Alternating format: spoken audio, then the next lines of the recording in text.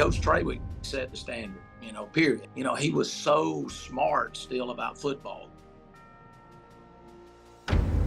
I've gotten to be around some really good coaches, but most importantly, great men. But, Coach DuBose is the greatest coaching influence in my life.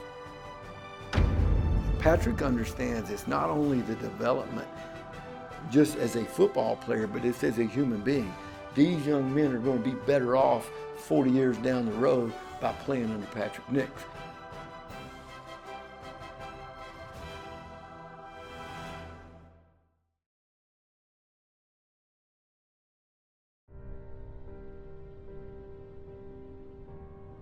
Inside the gates of Garrett Harrison Stadium is this field. This is where the Central Red Devils play their home games, and there has been a lot of Friday night victories here. And the tradition of excellence that culminated in a state championship started with the field's namesake, Wayne Trawick. I know we have to be realistic, but at the same time, that number one goal is always a state championship. Coach Trawick led the Red Devils to their first state championship back in 1993. Players like Griff Gordy and Adrian Lyles helped lead Central to the mountaintop, but their foundation for that season was laid down years before they took the varsity field when they were on the freshman team. That team was led by current Auburn co-defensive coordinator Charles Kelly. Even back then, they started to believe. Every practice we had as a ninth grader, we broke it down with state championship. Coach Kelly wanted us to have that mentality that we ultimately wanted a state championship. And I'll never forget that the 10th through 12th grade, the varsity team, they would be running by our practice a lot of times after their practice, and they'd hear us break it down, and they'd laugh at us. They'd be like, why are y'all breaking down a state championship? And we're like, well, that's what we ultimately want. In order to do something, right, you have to believe you can do it. And you can talk yourself into doing things. If you have a philosophy and you believe in what you believe in, you can do anything you want. To be the last team standing at the end of the season is something those 93 Devils will never forget. But Coach Trawick's lessons weren't just confined to the football field.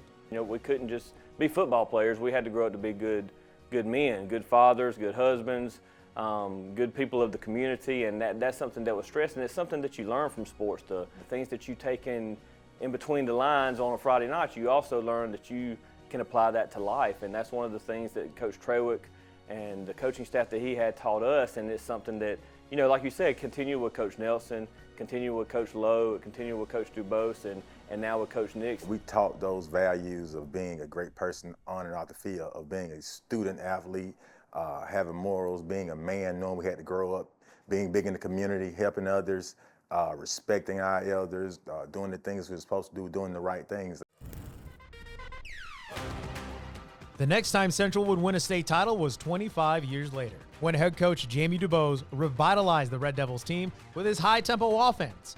The Red Devils lit up the scoreboard, and while touchdowns and big plays were fun to see, it was all about the little details with Coach DuBose. People laugh at it all the time. I made big deals out of flushing the toilet in the locker room. A lot of coaches don't probably push that. I did, and kids today probably can tell you they got in trouble because they didn't flush the toilet. The whole team did, but to me, flushing the toilet is like jumping off sides. That's a little thing that can kill you in the course of a football game. The key to Coach DuBose's success wasn't lying in a new offensive scheme or a secret play.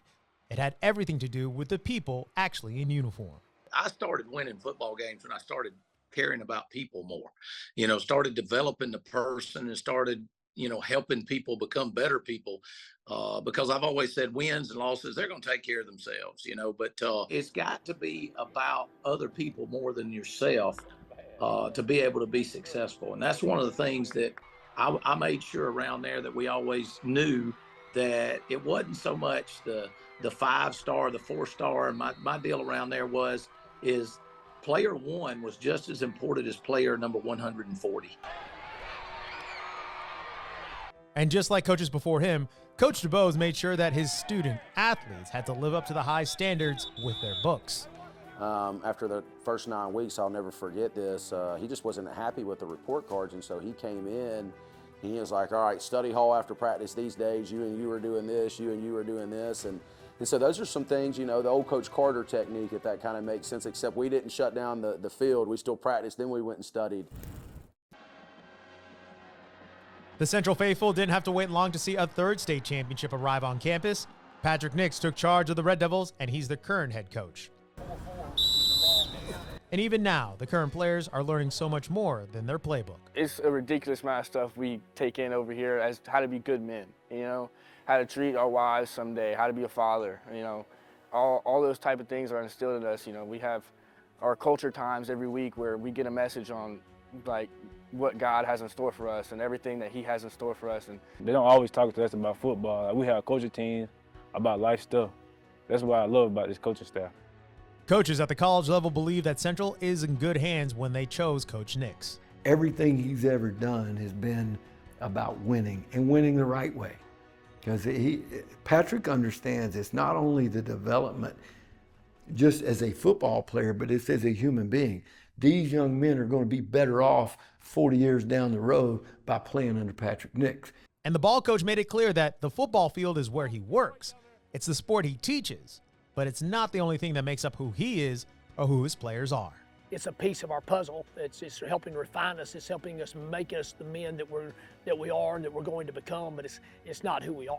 And so many times we get caught up into that, and we think that wins and losses define us, stats define us. But that's not the truth at all. You can have as many rings as you want to, and you can still be a miserable person if you don't understand your purpose in life. And then you can understand your purpose and never win a championship, but you still are living out your purpose. Another cliche that you can coach them as hard as you love them, you know, and we love them hard, you know, but they know it. They know that what we're doing is out of love, that we want them to be the best they can be.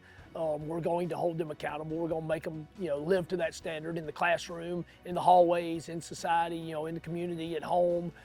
In the facility, wherever we're at, you know, they're going to live to that. They're going to pay attention to the details and take a lot of pride in what we do and everything we do.